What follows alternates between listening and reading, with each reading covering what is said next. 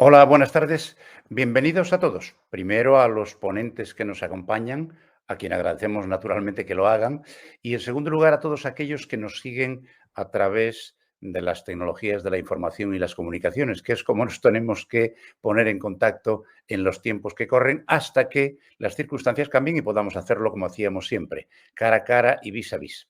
Bien, vamos a empezar esta primera sesión que va a versar sobre los efectos de la telemedicina en los procesos de atención primaria. Os presentaré a todos. En primer lugar, Rosa Romero, que es la coordinadora de la atención ambulatoria del Hospital Vallebrón. Hola. En segundo lugar, Carlos Capataz Gordillo, que es el director de Servicios Tecnológicos Digitales de la Cruz Roja Española. Hola, Carlos, buenas tardes. En tercer lugar, Eric Sichas, que es el director del área ambulatoria del Hospital del Mar. Juan Rey, director médico del Hospital Universitario Rey Juan Carlos y miembro de la UICO. Mercedes Avisanda, que es la responsable del área de televisitas. Ya empieza a haber una terminología. Televisitas del equipo funcional del área de sistemas de información de CatSalut y además responsable de las aplicaciones de atención primaria en Par Sanitari y Pere Virgil. Y luego se nos incorporará un poquito más tarde Mercedes Alfaro, que ha participado en la inauguración, que es la subdirectora general de Información Sanitaria, Ministerio de Sanidad.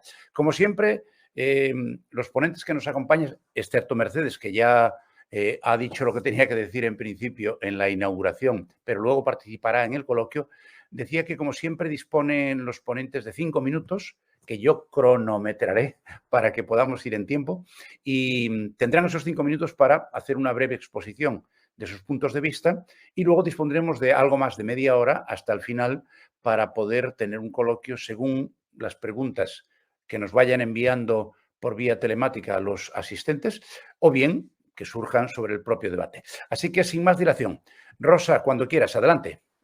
Hola, buenas tardes. Gracias a todos por invitarme y espero que sea una tarde provechosa, que seguro que lo es, que compartir siempre genera ganancias. Yo quería, básicamente, para contextualizar esto, hacer un comentario que no sé si estaríamos hablando de telemedicina a estas alturas si no hubiese venido la pandemia.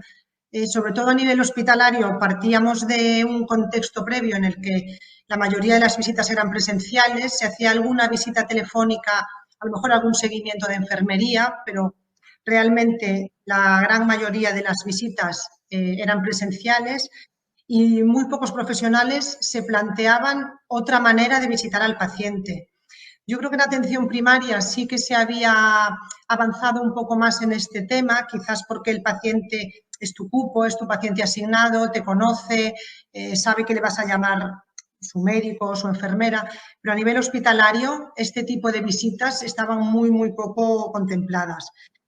Pero entonces llegó la pandemia, los profesionales se fueron a las plantas, a las UCIs, a las urgencias, a hacer refuerzos.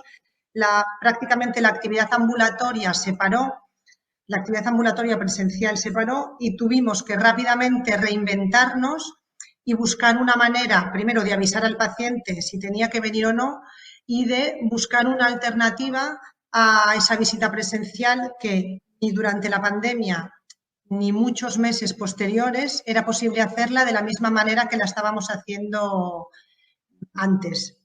Nosotros durante la pandemia mantuvimos actividad telefónica de las visitas sucesivas, porque son visitas que el facultativo o la enfermera ya conoce al paciente, y para las primeras visitas lo que hicimos fue enviar un SMS avisando a la población que les tendríamos que reprogramar. Cuando empezamos otra vez la actividad hacia final de mayo, junio, sí que vimos que la aceptación de la visita, que en ese momento era prácticamente telefónica, pues tanto por parte de los facultativos como por parte de la población era bastante bien aceptada. Por tanto, cuando iniciamos en mayo-junio otra vez la actividad ambulatoria, bueno, pues decidimos por varios motivos mantener las visitas no presenciales. El primero de todos, y seguramente el más vulgar, es porque teníamos que limitar la ocupación de las salas de espera. Ya no podíamos tener las salas de espera como las teníamos porque era inviable juntar a tanta gente en un espacio cerrado y reducido en muchos casos, ¿eh? Y luego, pues eso, la buena aceptación tanto por parte de la población como de la mayoría de los profesionales de resolver algún tipo de visita de manera no presencial. Entonces, sí que intentamos mantener las primeras visitas como presenciales, pero las visitas sucesivas las hicimos prácticamente todas telemáticas y lo que le pedíamos al clínico es que revisase su agenda para intentar poner como presencial lo que de manera indiscutible tenía que visitar y dejar como visita telemática todas aquellas que creía que podía resolver con una llamada. Al empezar a hacer visitas no presenciales, la verdad es que nos vimos en la necesidad de mejorar la tecnología. Una llamada telefónica puede ser resolutiva en algún contexto, pero intentamos avanzar poniendo cámaras y micrófonos en todos los ordenadores de las consultas para empezar a hacer videollamadas, para empezar a hacer desde la historia clínica, de manera que el paciente recibe un SMS que le avisa que está en la sala de espera y que en un momento el clínico se conectará. La verdad es que cuando empezamos a trabajar empezaron a surgir algunos problemas y problemas sobre todo por el gran volumen de llamadas que teníamos, empezábamos a tener algunas incidencias que nos hicieron pues, plantearnos un proyecto a nivel hospital, ¿no? Había mucha variabilidad en la resolución de las visitas, mucha variabilidad. Una visita telefónica no es le llamo, hola, ¿cómo está? Y le programo la presencial para dentro de 2 meses, porque eso quiere decir que no has solucionado la visita, que simplemente le has saludado y has pospuesto la intervención para otra visita posterior. Entonces, nos hemos planteado hacer un grupo de trabajo para ver, bueno, hemos hecho con nuestros ingenieros de procesos un VSM de cuáles eran las dificultades y hemos detectado grandes bloques de problemas, sobre todo, para trabajar, pues, sobre todo en la identificación del usuario cuando hacemos una llamada telefónica, cómo podemos asegurar que vamos a contactar con el usuario, con el paciente, a la hora a la que tiene la visita, en qué casos hay que hacer una llamada y eso es suficiente o hay que hacer una videollamada. Si nosotros cuando llamamos, ¿qué número ve el paciente en su teléfono? Porque muchas veces es un número oculto y cuelgan, nos constan como visitas no presentadas. Rosa, luego, ¿puedes ir terminando, por favor? Voy terminando. Gracias. Bueno, por tanto, ¿qué nos planteamos? Pues definir, sobre todo, cuáles son los pacientes candidatos para hacer una visita no presencial, cómo, cuándo y quién puede beneficiarse, cómo formar al personal sanitario, que es lo que empezaremos a hacer dentro del mes que viene seguramente, cómo formar e informar al paciente de que una visita telemática puede tener el mismo valor que una visita presencial y le evita un desplazamiento y otras complicaciones, y luego cómo hacer el plan de comunicación tanto a la institución como a la población, sobre todo para dar valor a este tipo de visitas, que no es una llamada del médico ni de la enfermera para saludarle, que es una visita que tiene que ser al menos tan resolutiva como una visita presencial. Muchas gracias, Rosa. Gracias. Perfecto. A vosotros. Carlos, ¿qué ha pasado en La Cruz-Roja? Buenos días o buenas tardes. Pues también ha habido cambios, evidentemente. Quizá mi contenido que voy a compartir no es puramente telemedicina, tiene un concepto más social, como es la teleasistencia, que lo que busca, dicho así de forma muy sencilla, es intentar que no les llegue a ustedes. Es decir, intentar sobre todo las personas mayores, las personas que son dependientes o viven solas, que puedan vivir de forma autónoma y de forma segura, digamos, en su edad o en su ámbito, en su entorno, con su familia en algunos casos, ¿no? Es un servicio muy veterano. En España se implantó de mano del Inserso y de Cruz Roja hace 30 años. Y perfectamente extendido y validado ya en muchos países, especialmente los occidentales. Pero nos hemos enfrentado a retos. Pero antes de los retos, para que se hagan una idea, voy a compartir, si me lo permiten, mi pantalla para que vean algunos datos. No sé si lo están viendo ya.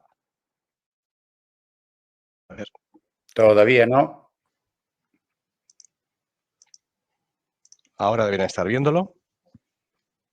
Ahora sí. Bueno, estos son datos del 2020. No son datos que se hayan visto incrementado muy sustantivamente como consecuencia de la pandemia.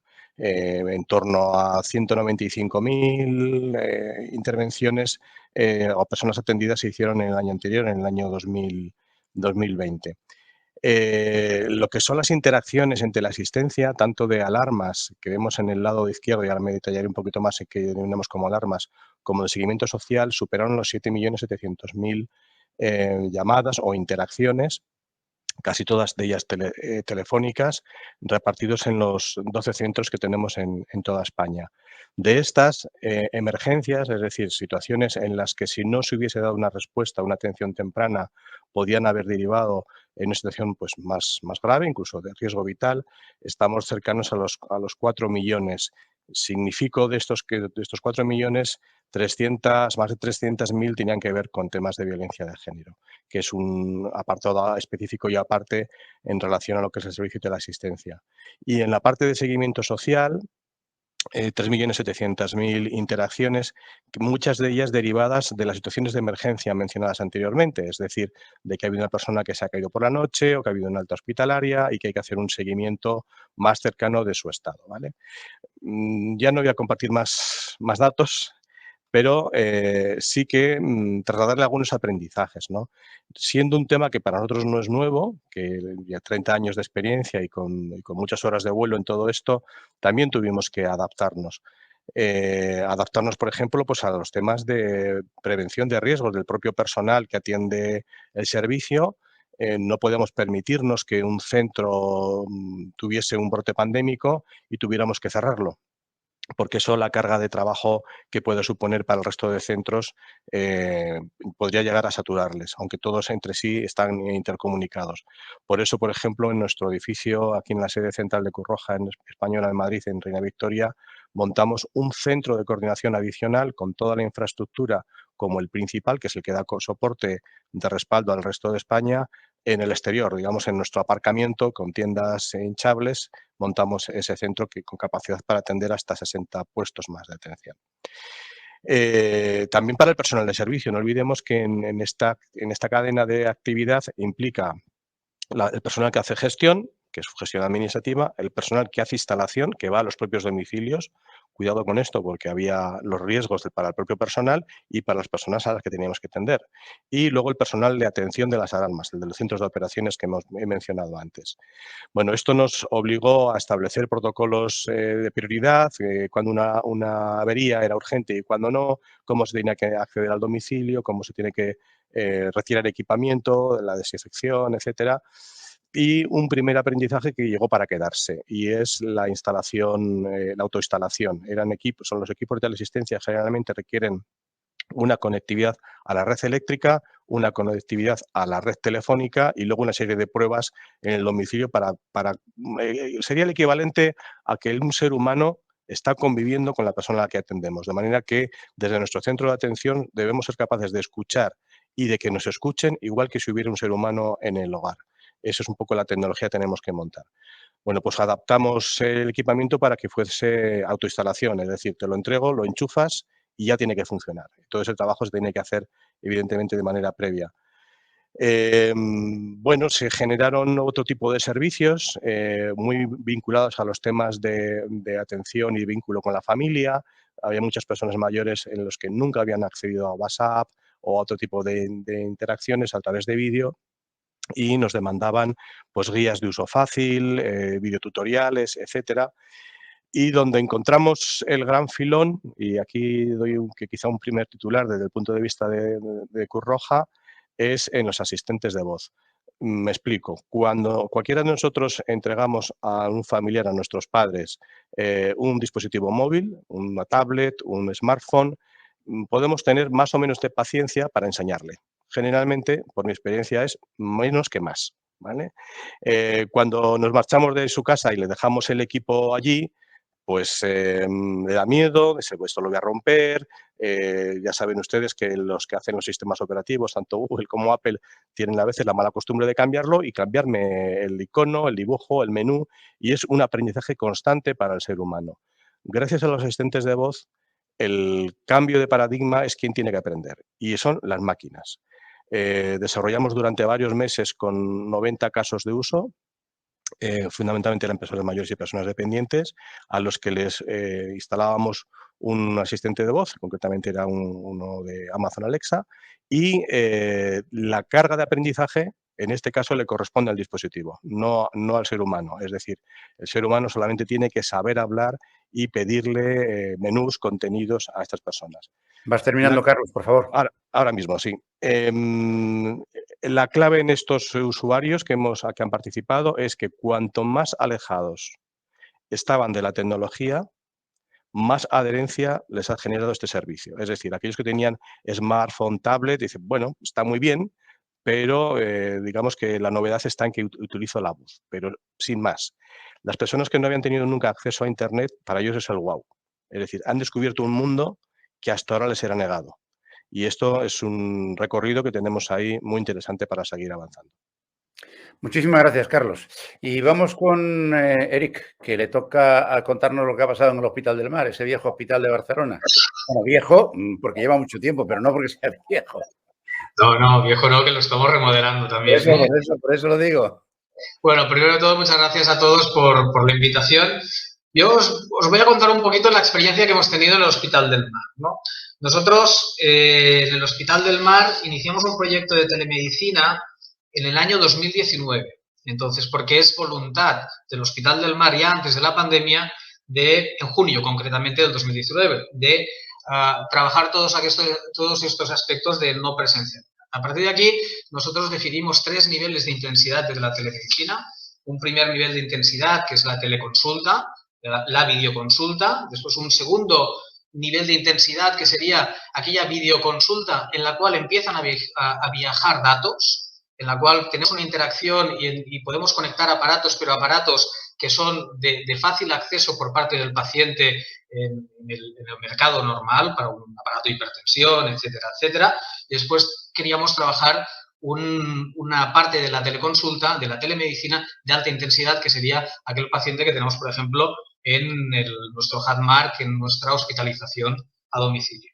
Pues bien, empezamos todo esto, es decir, que nos centramos sobre todo en la parte de la teleconsulta, y antes del COVID nuestro éxito, nuestra andadura, pues era discreta. Nosotros llegamos a hacer telemedicina, visita no presencial, pues alrededor de unos 12.000, 15.000 pacientes al año, que esto supone pues un 3-4% de nuestra actividad asistencial ambulatoria. Pero entonces llegó el COVID, y el COVID cambió la motivación de pacientes y profesionales para hacer la teleconsulta. Porque habíamos pasado de una motivación de gestión del tiempo, gestión de comodidad, gestión de espacios, a una gestión de la seguridad del paciente. Todo el mundo lo entendió.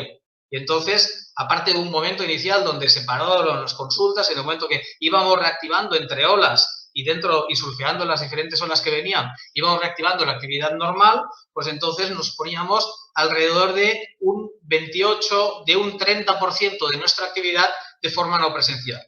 Esto significa, pues, alrededor de 100.000 visitas que hicimos en el 2020 y en este 2021 que proyectamos hacer unas 123.000. Con todo esto pensamos que esta arma es una arma poderosísima y que queríamos evaluarla, porque estábamos cambiando de una forma muy profunda la forma de relacionarse entre médicos y pacientes. Hicimos una valoración, un estudio cuantitativo y cualitativo con 1.100 pacientes y casi 300 profesionales, donde hicimos una encuesta de valoración y luego 4 workshops. A partir de aquí lo que queríamos era avanzar en un modelo de co-creación entre pacientes y profesionales hacia cuál había de ser el modelo ideal y qué podía entrar en teleconsulta y qué no podía entrar. Es decir, que la valoración de los pacientes era muy buena, era casi de un 8, un 7,9, pero la de los profesionales no era tan buena. No llegaba al 6, era un 5,8. Pero, curiosamente, esto era porque los profesionales se mostraban críticos, pero no críticos en el modelo que todo el mundo asumía, tanto pacientes como profesionales, que era un modelo para quedarse, sino crítico en todas las mejoras que se debían de realizar en el modelo para que éste se pudiera implantar. Porque la visualización del modelo como futuro era de un 63% en pacientes y un 87% en profesionales. Como aspectos a destacar, Uno, que ya se ha dicho, era el cribado, que lo decían los pacientes. Algunos pacientes habían sentido, el modelo lo habían sentido impuesto. Y esto lo decían también los profesionales, y a la vez los profesionales también hablaban de las limitaciones de las plataformas, que no todas las plataformas estaban siendo igualmente útiles. A partir de aquí, nosotros con esto y en este estudio empezamos a ver cuáles eran los elementos claves que tenía que tener un modelo. Identificamos 6, que tenía que ser fácil y accesible para todo tipo de pacientes o acercarse a la mayor parte de pacientes, empático y adaptado al paciente, tenía que ser un modelo consciente y comprometido. Si le decimos que lo vamos a visitar a las 12, no lo podemos llamar a las 5 de la tarde ni cuando entramos de guardia ni nada de esto. Tenemos que visitarlo a la hora que lo hemos dicho, como si estuviera en la sala de espera. Tenía que ser un modelo protocolizado. No todo vale para estar en teleconsulta, aunque la teleconsulta lo pueda aguantar. Un modelo actualizado en cuanto a tecnología y en cuanto a actualización de datos de pacientes, y un modelo seguro y protegido. A partir de aquí identificamos algunos perfiles de pacientes y algunos perfiles de visitas que podían ir y que no podían ir.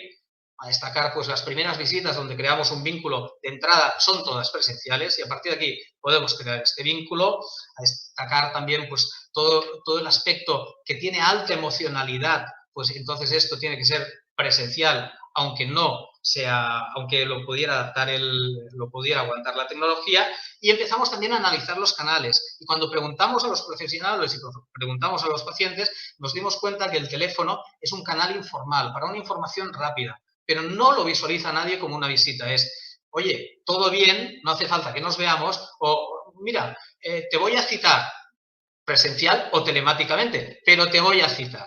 El teléfono no era la vía adecuada.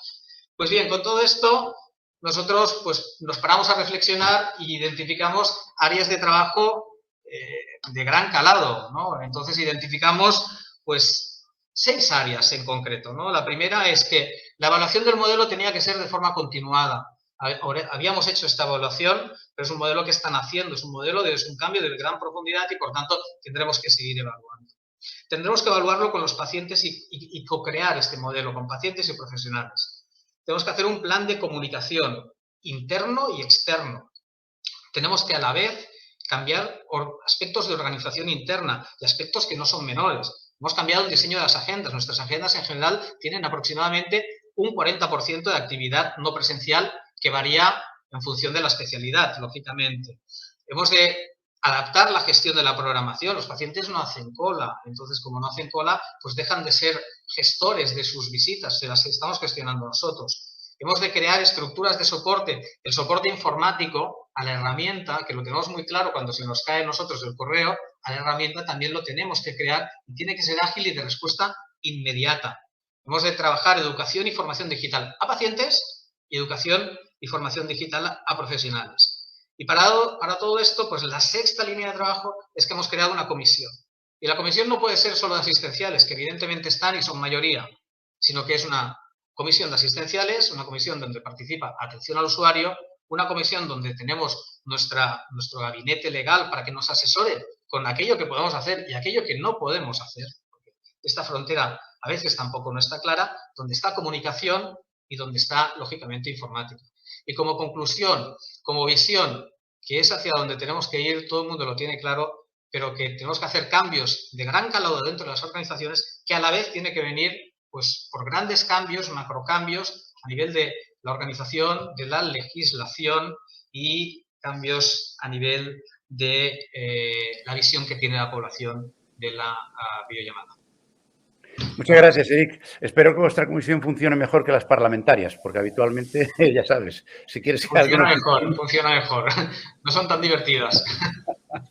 Juan, tu turno, cuando quieras. Bueno, buenas tardes a todos. En primer lugar, agradecer la invitación a formar parte de este foro en el que a mí me da gusto coincidir con muchos de los escenarios que han puesto los ponentes previos. Yo voy a ser un poco disruptivo y voy a hacer una serie de comentarios, una serie de ideas que me gustaría luego para dar lugar a algo de debate después, ¿no? Yo creo que dentro de las estrategias de cualquier organización, pues una evidentemente debe ser la salud, otra debe ser la gestión responsable de los recursos y la tercera, que es yo creo que lo que ha desencadenado y ha acelerado el COVID, la pandemia que hemos sufrido en los 2 últimos años, es el modelo de relación, el colocar al paciente en el centro de la atención, al paciente y también al profesional, como me ha encantado escuchar de la subdirectora general antes, porque es una de mis obsesiones también. O sea, yo creo que el concepto de telemedicina como tal, dentro de unos años no hablaremos de telemedicina, hablaremos de medicina, porque yo reflexiono, por ejemplo, ¿alguien ahora se plantea si va a ver la tele vía satélite o va a ver la televisión? ¿Alguien se plantea si llama por teléfono, por el móvil o por videoconferencia? Yo creo que eso es algo que dentro de no mucho el concepto de telemedicina tenemos que huir de él. Y tenemos que huir de él también porque la telemedicina tiene cierta connotación, por lo menos en mi opinión, de tener una barrera. Y la barrera no es la distancia física, sino las barreras, como han señalado todos los ponentes previos, que establecemos con los pacientes, con los usuarios, desde los profesionales a la hora de relacionarnos con ellos. O sea, no debemos... el problema no está en la distancia física, sino en las barreras que pongo para comunicarme con los pacientes, con los usuarios, porque yo creo que al modelo al que vamos de sociedad es un hospital en el que no tiene paredes. Si nosotros invertimos con nuestras nuevas formas de comunicación en no solo actuar sobre la enfermedad, sino en acciones preventivas, probablemente podamos mejorar nuestros resultados en salud, ¿no? O sea, un titular podría ser que la medicina se debería adaptar más a la digitalización que no al revés. Es decir, la demanda de la sociedad es que es estar conectados y debemos adaptar nuestras estructuras para dar respuesta a todas estas necesidades, dar respuesta en tiempo real, mediante una serie de herramientas y mediante un uso transparente de la información. Nosotros ya llevamos trabajando un montón de tiempo y tenemos la ventaja, sin meternos en la vorágine de los datos, ¿no? Pero tenemos una herramienta que es el portal del paciente, que es la puerta de entrada a nuestro sistema de salud, a nuestro sistema de información para casi 1 millón de personas en los hospitales públicos que dirigimos nosotros. Entonces, mediante eso, pues las cifras que podemos y que hemos aumentado durante estos 2 años, pues hemos empezado no ya a hacer videoconsultas, sino a generar formularios que nos ayuden a preparar consultas antes de que los pacientes lleguen al hospital. Hemos estado desarrollando vías clínicas. Antes hablábamos de las e-consultas o de la relación con primaria. Yo creo que es fundamental el agilizar todos estos servicios y de estos 2 años pasamos de tener unas 28.000 y pico interconsultas de primaria. En lo que llevamos de año llevamos 123.000. Yo creo que eso es un ejemplo de hacia dónde debemos ir. Poner al paciente en el centro significa escucharlo, escuchar las necesidades que tiene. Y a mí me gusta hablar de la voz del paciente y la voz del profesional, porque el mayor cambio que yo creo que debemos afrontar es el del paciente, pero sobre todo el del profesional. La resistencia al cambio de unos profesionales excelentes que llevan haciendo una labor excelente durante muchísimo tiempo, les tenemos que pedir y les tenemos que facilitar su trabajo también, en un formato que hasta ahora probablemente no estaban acostumbrados. Entonces, a mí me parece que tenemos que ser capaces de poder traducir en herramientas que los profesionales sientan como suyas, que sean ellos quienes diseñen las herramientas y el modelo de relación que tienen que tener con los pacientes. Como digo, en tiempo real y con uno de los problemas que seguro que salen después en el debate es con toda esta tecnología de la información en un formato no físico, el problema del dato, del uso del dato. Debemos diseñar redes y sistemas ágiles para que cuando salga el resultado de una anatomía patológica o de un análisis, seamos capaces de dar respuesta a esa información que demandan los pacientes. La asistencia no es hacer la analítica, sino es manejar bien la información que traduce esa analítica. Y luego, por último, me gustaría tener un par de comentarios en relación al Big Data, a la enorme cantidad de datos que estamos recuperando, recolectando, y para nosotros, yo creo que lo importante, nuestra responsabilidad no es recuperar los datos, sino saber qué hacer con ellos. Yo creo que por poner algún ejemplo, nosotros hemos utilizado, por ejemplo, los datos los podemos utilizar antes, durante o después. En plena pandemia, pues uno de nuestros médicos propuso un proyecto de utilizar patrones radiológicos, juntamos 15.000 radiografías y empezamos a aplicar algoritmos e inteligencia artificial para tratar de hacer una predicción de cómo iban a ser estos pacientes. Al principio nos volvimos un poco locos, probablemente reunimos 300 variables, nos quedamos con 20.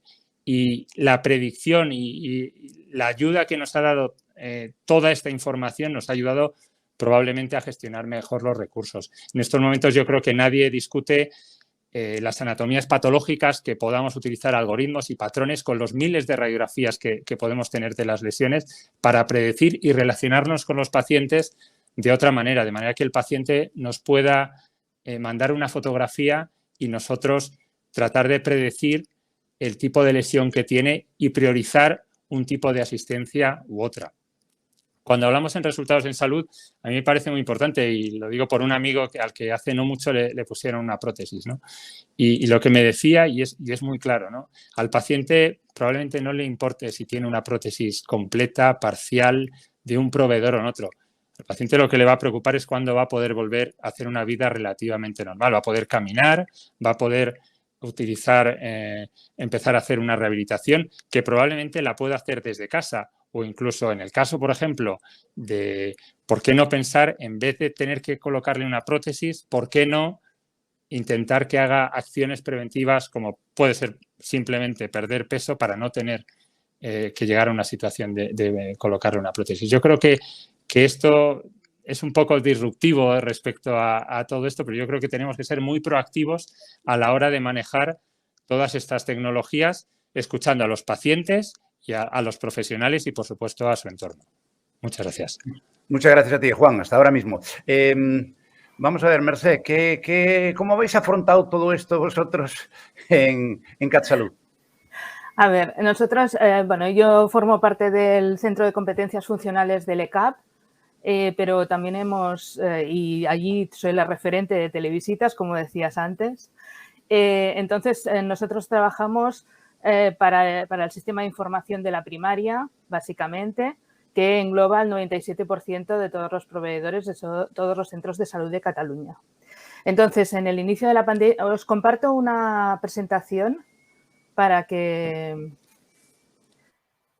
así será más fácil enseñaros las cosas que... A ver, espérate, ¿dónde está? Ahora se me ha ido la presentación, se me ha ido todo. Genial, fantástico. Lo tenía tan bien preparado que ha desaparecido. Muy bien. Compartir pantalla, ventana. Aquí. Ya la tengo. Vale, esto es solo para que nos situemos un poco en cómo estábamos en prepandemia y cómo estamos ahora. Entonces, en prepandemia teníamos nosotros una consulta no presencial, que era la e-consulta, que es una e-consulta síncrona.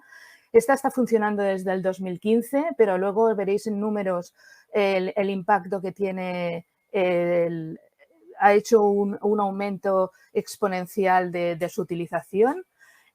Aquí abajo tenéis los logos. La e-consulta de especialistas la desarrollamos durante la pandemia para los hospitales que quisieran utilizarla y está a su disposición en una plataforma distinta del ECAP.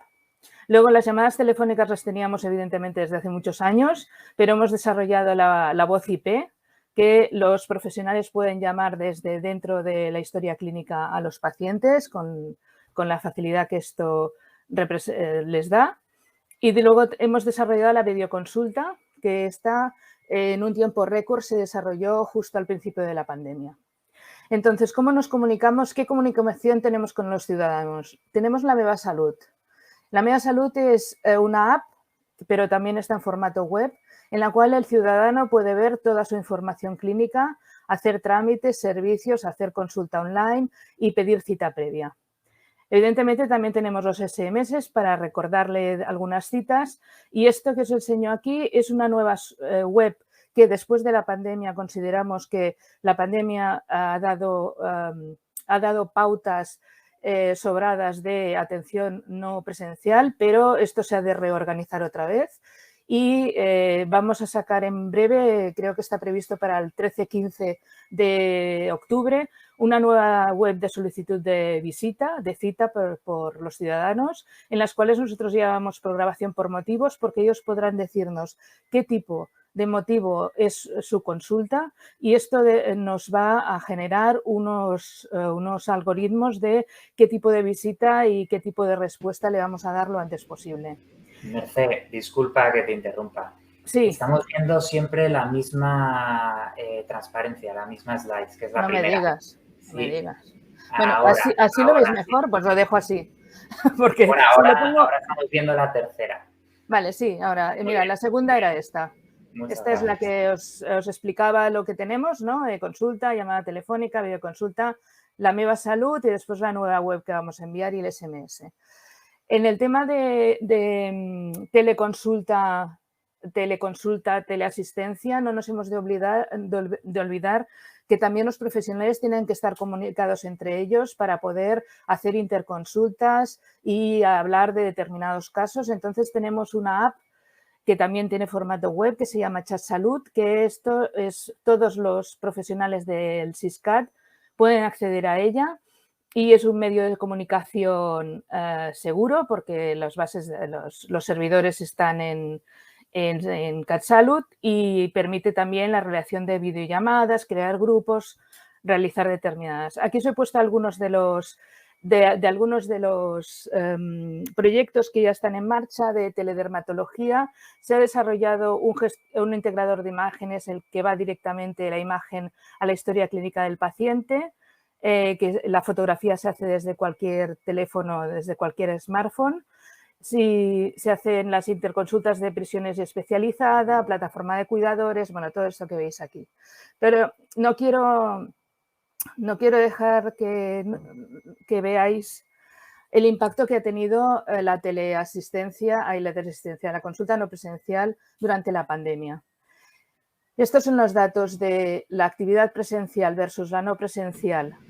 La línea... Una cosa, la gráfica se ve muy pequeña porque no tenemos en previsualización. Yo creo que lo podríamos ampliar un poco. Muchas gracias. ¿Lo amplío así? Vale, de nada. Bueno, hay un botoncito abajo para... Sí, ya le he dado aquí al más y al menos. Bueno, así funciona. Así no... Vale. Vale, gracias. Vale, de nada.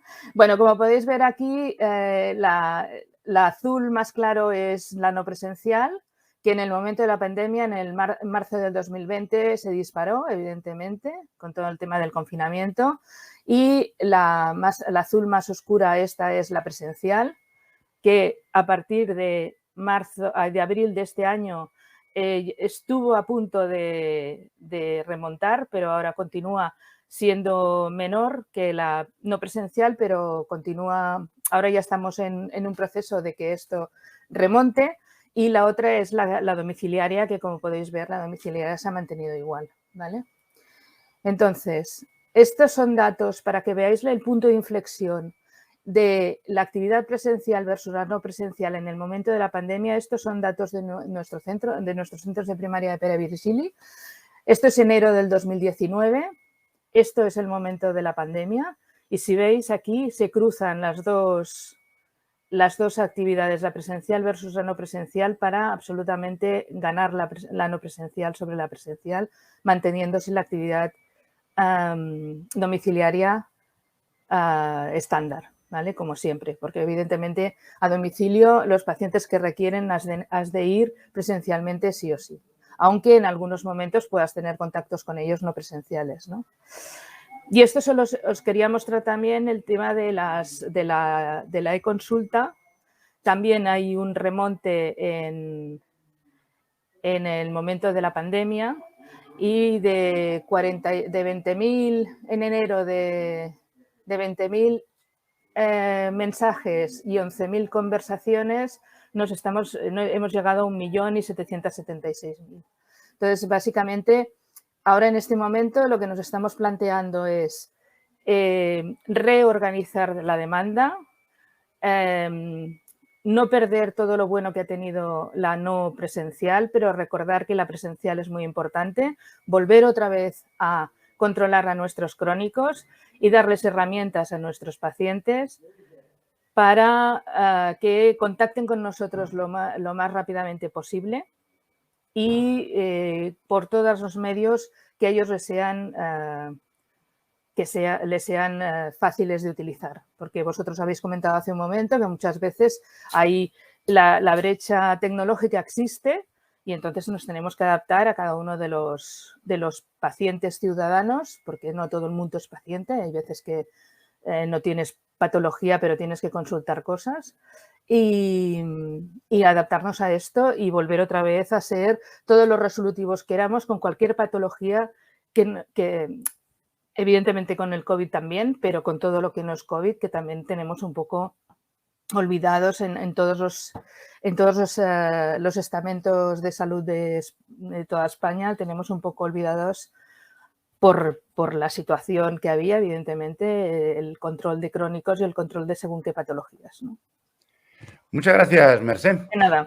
Vamos al lío, que he visto yo a Mercedes tomando nota de todo lo que estaba oyendo, con lo cual para ti va a ir la primera pedrada, en sentido literal, naturalmente. Oye, preguntan aquí, después de todo lo que has oído y de todo lo que, bueno, seguramente se oirá, ¿cuáles serían las primeras acciones a realizar por parte de las administraciones sanitarias? ¿Qué es lo más urgente que tenemos que afrontar desde vuestro punto de vista, Mercedes? Bueno, estaba tomando nota porque realmente todas las intervenciones han sido muy interesantes y no lo digo como un cumplido, sino porque responden a la mera vida real. Entonces, estamos demasiado acostumbrados a ver papeles y el papel lo aguanta todo y entonces escucharos a vosotros, sinceramente, bueno, pues es un chorro de aire fresco, con todas las dificultades y con todas las limitaciones que seguramente me diréis que habéis tenido que superar, ¿no? Pero de verdad que muchísimas gracias por lo que estáis comentando, a mí me sirve de mucho. ¿Qué es lo más urgente? Hombre, pues yo creo que se ha ido diciendo a lo largo de la exposición.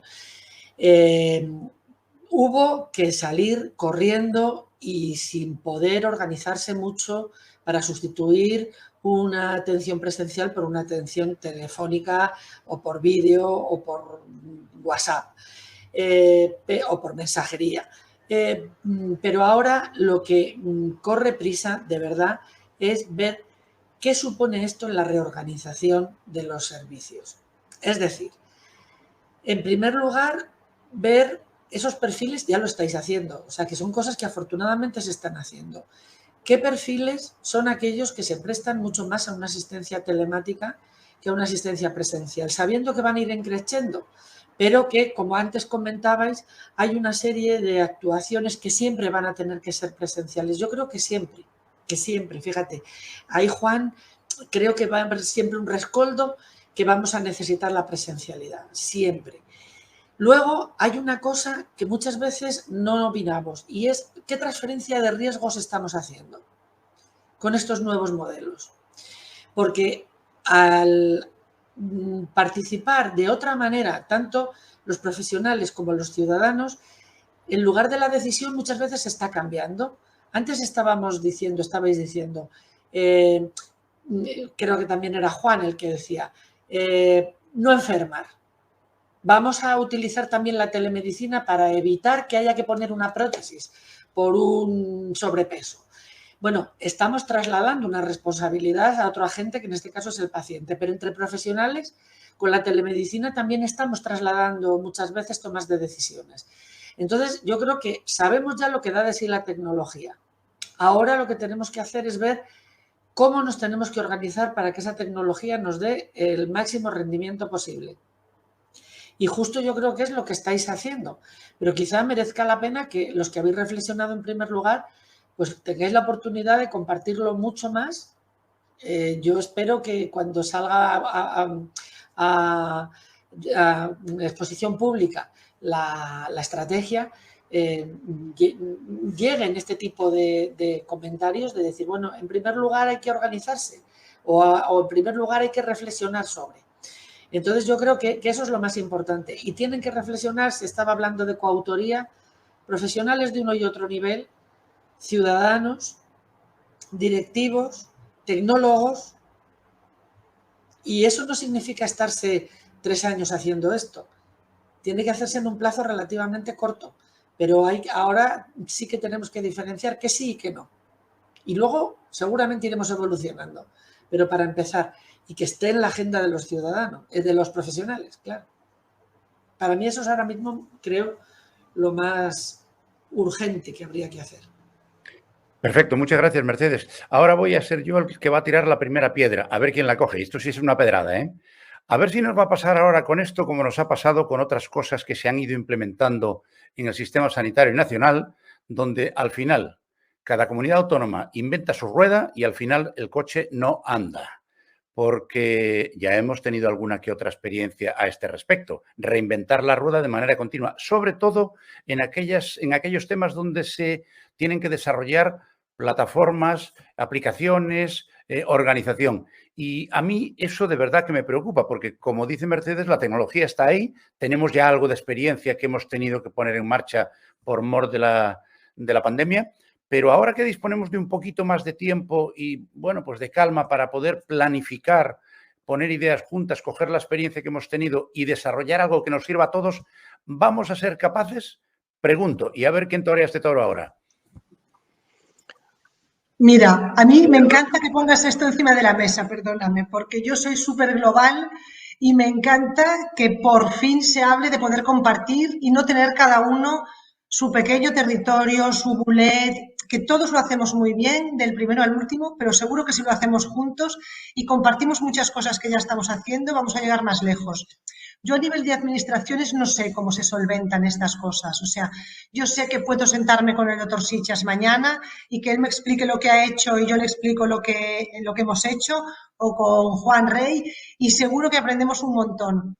No tengo respuesta para ver cómo conseguimos que eso, que todos sabemos que es bueno, se consiga a nivel de las administraciones. O sea, ¿por qué como todos queremos tener el mejor rinconcito, aunque sea pequeñito, en lugar de construir entre todos algo un poco más grande, que seguro que ganamos todos muchísimo más? Carlos quería decir algo. A ver, Carlos, sí. Que vosotros funcionáis de manera centralizada, si no estoy mal informado. Sí, hay una única base de datos, un repositorio único y desde los 1.400 puntos todo el mundo, digamos que ataca esa base de datos. Pero no iba a poner como casi caso de éxito el nuestro porque no me atrevería. Voy a poner otro de la administración pública. Son nuestros datos fiscales. Yo ahora trabajo en Madrid, pero provengo del País Vasco. Hacienda Foral de Álava. Tiene su propio sistema informático, su propia plataforma, pero estén seguros que cuando yo me vine a Madrid a vivir hace 20 años, la Hacienda Estatal sabía perfectamente mis datos fiscales de cuando vine del País Vasco. Y si yo me vuelvo al País Vasco, la Hacienda Foral de Álava estoy seguro que lo sabe también. Es decir, no es un problema tecnológico, desde hace muchos años que dejó de serlo, es una cuestión de tomar decisiones. Eric, tú querías decir algo. Dale al micro. Sí, yo creo que es fundamental tener herramientas que estén centralizadas. No hacerlo así es muy, muy, muy ineficiente, porque entonces continuamente nos vamos reinventando. Pero es que además es algo bastante urgente en estos momentos, porque ahora tenemos a los profesionales y a los pacientes, los tenemos sensibilizados con todos los aspectos de la telemedicina. Si ahora no hiciéramos nada y cada organización lo hiciera de su manera, etcétera, etcétera, esta voluntad de crecimiento, si no tenemos las herramientas adecuadas, pues entonces se irá diluciendo en el tiempo, porque ya no tenemos el tema de la seguridad del paciente encima de la mesa, sino ahora ya tenemos el tema del tiempo, el tema de la gestión de espacios. Factores que se pueden valorar de diferentes maneras en cada organización. Juan, ¿tú querías decir algo? Sí, yo...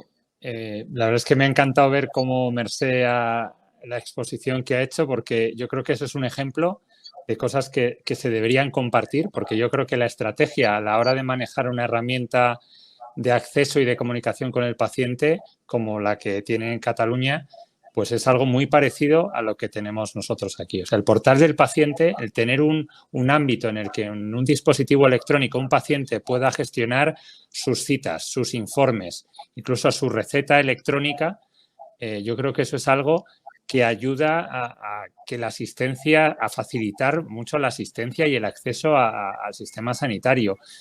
Que luego el cómo tenga un formato u otro, yo creo que habría que definir una serie de objetivos estratégicos para saber dónde queremos llegar y ir dando pasos poco a poco. Yo creo que la receta electrónica es una cosa, es un ejemplo de cómo ahora, pues, Carlos, cuando vas a casa en Euskadi, en el País Vasco, pues puedes utilizar la tarjeta, la receta electrónica que te han generado la Comunidad de Madrid. Yo creo que teniendo una serie de objetivos estratégicos deberíamos ser capaces de llegar a una serie de acuerdos, ¿no? Mercedes quiere sus cuartaspadas. ¿Perdón? Adelante. ¿Puedo? No, le había dicho, Mercedes, espera un segundito. Que Vale. Da igual el orden. Efectivamente, a ver, comentabas la receta electrónica. Yo lo que espero es que hayamos todos aprendido y vayamos más rápidos. La tarjeta sanitaria es el primer gran nexo de unión de todo el Sistema Nacional de Salud.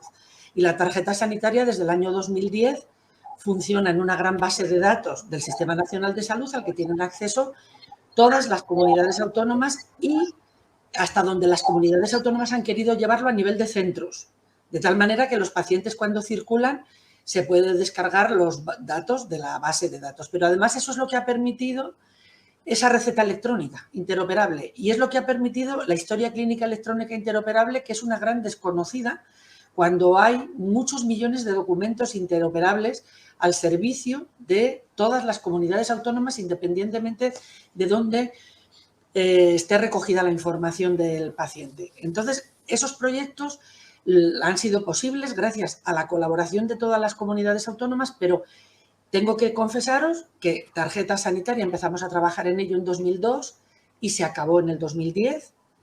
Y historia y receta se empezó a trabajar en 2007, receta se terminó hace 2 años, historia clínica todavía falta por completar. Os voy a decir una cosa que es de verdad de broma y con mucho cariño. Yo hay veces que en las reuniones con comunidades autónomas me acuerdo mucho de aquel anuncio que decía quién llegó el primero al Polo Norte con Georgie Dan cantando la barbacoa vestido de primera comunión. Porque, por ejemplo, en tarjeta sanitaria que no tienen ningún misterio y que son un modelo de datos comunes para todos, no os podéis imaginar lo que costó el que todo el mundo quisiera trabajar contra la misma base de datos, porque decían, yo es que tengo mis peculiaridades, yo es que no, que al final, de verdad, que hay muchas más cosas que nos unen de las que nos separan. Entonces ahora, dentro de la estrategia de salud digital, aunque está todavía en una incubación ya a punto de romper el cascarón, el huevo, había ya unos primeros fondos, que son superiores, me parece que es a 200 millones de euros, en los que las comunidades autónomas han mandado proyectos para aplicar a esa convocatoria. Lo que se está haciendo es reunir todos aquellos que, imaginaros, telemedicina, teleoftalmología, reunir a las comunidades autónomas que han propuesto proyectos similares y con eso se va a ir trabajando con esos grupos de trabajo de manera que para poderlos financiar sean transferibles a otras comunidades. Si se hacen conjuntamente puedan tener una mayor financiación. Es decir, premiar la eficiencia y premiar el sentido común, de verdad, porque luego cada uno le puede poner su imagen institucional, pero en el fondo los médicos y los pacientes queremos lo mismo en todos los sitios. Y entonces, bueno, poco a poco, porque no es nada fácil, porque quien llegó al Polo Norte os puedo asegurar que es consustancial al género humano, pues yo creo que avanzaremos un poquito y con los buenos modelos, además, un ejemplo son los que habéis estado contando aquí. Tenemos casos que son modélicos y que no hace falta reinventar la rueda, lo que ya está reinventado, lo que hay que hacer es extenderlo. Mercé, que te querías decir algo tú también. No pasa nada. No, lo que quería comentar es que en realidad sí, la Meva Salud, que es esta app de comunicación con los pacientes, donde tienen toda esa información, esto se nutre del HC3, que es la Historia Compartida de Cataluña, que esto lo que ha hecho es, mediante una plataforma de interoperabilidad, se recoge toda la información de todos los de hospitales, de centros de primaria, y entonces pues se organiza y se publica, ¿no? Lo que pasa es que luego entraremos dentro de la maravilla de las plataformas de interoperabilidad y estas cosas que no se me escapan a mi competencia. Y otra cosa que quería decirte, Mercedes, yo pienso que lo que tenemos que plantearnos ahora no es el gran boom de la no presencialidad, no es el gran boom de la telemedicina, porque la presencialidad siempre tiene que estar presente, valga la redundancia, sino es organizar bien lo que decías tú, qué es presencial y qué no es presencial. ¿Vale? Nosotros, durante la época de la pandemia, cuando hicimos la videoconsulta, todas estas cosas, tenemos publicados, porque los hemos hecho partícipes a todos los equipos y a las entidades proveedoras, buena praxis de cómo se va a utilizar cada una de las herramientas, ¿no? Y hasta dónde se puede llegar y hasta dónde no. Se tiene que trabajar más, pero esto es una de las cosas que se ha ido trabajando, ¿no? Y esto es fundamental. Yo creo que no podemos ahora todo no presencial, porque al paciente algún día lo tenemos que ver y lo tenemos que auscultar. Bueno, cuando tengamos un robot que ausculte, pues será fantástico, no sé. Pero es que la calidad humana del contacto también es muy importante. Fundamental. Juan, ¿querías decir algo? Yo solo como ha comentado antes la subdirectora general Mercedes, a mí me parece que la presencialidad es algo absolutamente necesario y yo creo que tenemos que dar más valor todavía a esa presencialidad. Es decir, el hospital donde trabajo es un hospital que tiene una dispersión geográfica enorme. Hay pacientes que para ir y volver al hospital hacen 250 kilómetros o 300 kilómetros. Yo creo que esto es algo que en todos los hospitales que dirigimos pues es un escenario real. Entonces, hagamos que cuando el paciente venga al hospital sea algo que tenga sentido, que no venga a recibir solo una cosa. Yo creo que tenemos que pensar en todo el proceso, en tratar de reunir pruebas y que el contacto presencial con el sistema asistencial tenga un sentido y un valor añadido, cosa que supone rediseñar muchos de nuestros procesos. Y no es tan difícil si escuchamos a los pacientes y a los profesionales. O sea, nosotros estamos constantemente analizando procesos y nos damos cuenta. Yo esta mañana estaba analizando consultas de traumatología, el sentido que tiene el hacer un montón de kilómetros o el trasladarse a un hospital y dejar de ir a tu trabajo o dejar de necesitar un apoyo extra de ir al hospital, simplemente a lo mejor para recibir un resultado de una prueba. Hay que aportar un sentido y un valor al hecho de tener un contacto físico con el sistema asistencial. Sí, perdón, sí, con lo que estoy totalmente de acuerdo con lo que tú dices. Pero además ahora yo creo que cuando hagamos la ficha de datos administrativos de un paciente, ahora tenemos también que poner su perfil. Porque estoy de acuerdo contigo, Carlos. No todos los pacientes o ciudadanos son iguales. Unos podrán acceder, unos sabrán y otros no sabrán. Y nos tenemos que adaptar también a sus conocimientos y formar. Nosotros adaptarnos a sus conocimientos y darles la información que ellos puedan manejar en el formato que puedan manejar, quiero decir, no la información que puedan manejar, sino telefónica, videoconsulta, lo que sea, y luego darles también información y formación de cómo utilizar correctamente cada una de las herramientas. Merced, me la has dejado votando. La voy a rematar. Me la has puesto la pelota justo para rematar, porque no he oído nada y eso me preocupa. A ver si os creéis que el pelo blanco es de un susto. ¿Qué pasa con los que más recursos consumen, que son las personas mayores de 65 años y que no van al hospital, sino que son crónicos que van a la primaria? Porque aquí estamos hablando de lo que ocurre con la presencial, pero los pacientes, si veis el número ingente de atención que se hace a pacientes, veréis que hay un porcentaje altísimo que se hace en primaria y al hospital llega el que está malito o el que tiene que ir a ver un especialista. ¿Qué pasa con la primaria? Merced, que te estás levantando el dedo. Sí, es que me entusiasma este tema. A ver, muchas veces también pensamos en los pacientes mayores de 65 años, ¿no? Hay pacientes mayores de 65 años que utilizan muy bien toda la tecnología, ¿vale? A mí lo que me preocupa más es la brecha socioeconómica que hay, ¿no? Pues pacientes que a lo mejor no pueden acceder a determinadas. Me preocupan los que no pueden porque no saben acceder y me preocupan los que no pueden porque no tienen medios socioeconómicos para tener pues una wifi en casa o determinadas herramientas, ¿no? Entonces aquí yo veo dos puntos que nos tenemos que también que plantear, por eso decía de decir, bueno, pues a este paciente no le puedo enviar, no puedo hacer videoconsultas por estas cosas, ¿no? No tan solo porque nosotros, por ejemplo, pedimos el consentimiento para poder hacer consulta, videoconsulta, todas estas cosas. Entonces, sí que tenemos muy bien registrado si ha firmado o no, pero no tenemos excesivamente bien registrado por qué no lo ha registrado y por qué no ha dado su consentimiento y cuáles son las causas, ¿no? Ya. Oye, que Carlos, que de esto sufre, sí. ya está como loco por decir algo. Sí, quería apuntar también porque soy baby boomer y probablemente, como he tenido que vivir muchas migraciones digitales, desde pasar de la UHF al televisor en color o de la BlackBerry al iPhone o al Android, el que toque en cada momento, pues lo puedo afirmar. Pero la realidad entre las personas mayores que atendemos, y permitirme 65 años, estoy cerca, no me llaméis mayor ya, porque no quiero, todavía no estoy en ese lote. Vamos a hablar de a partir de los 70 y tantos, ¿vale? La realidad es que tenemos dos brechas. Una cosa es la brecha digital, no sé, pero quizá que podría aprender. Y hoy, de verdad, yo creo que aunque todo el mundo está poniendo todo el esfuerzo, incluido nosotros, en reducir esa brecha digital, que está muy bien, pero sinceramente, vuelvo a repetir lo que decía antes, creo que lo mejor es que aprendan las máquinas a cómo nos interactuamos los seres humanos y no al revés, porque si no va a ser una migración digital permanentemente.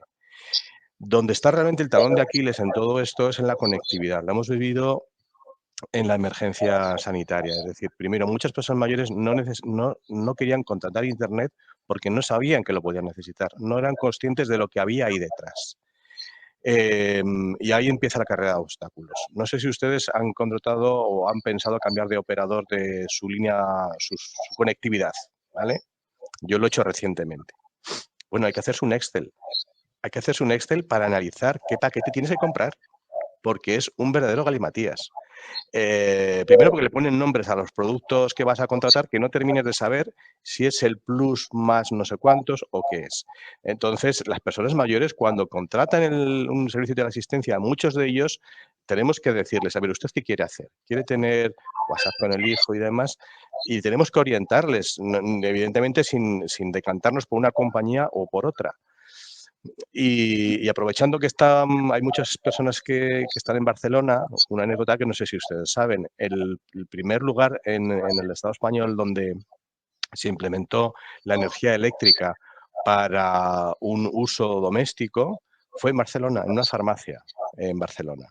1850 y algo, si no recuerdo mal. Y hoy en día todo el mundo considera que tener agua potable y energía eléctrica es un bien básico.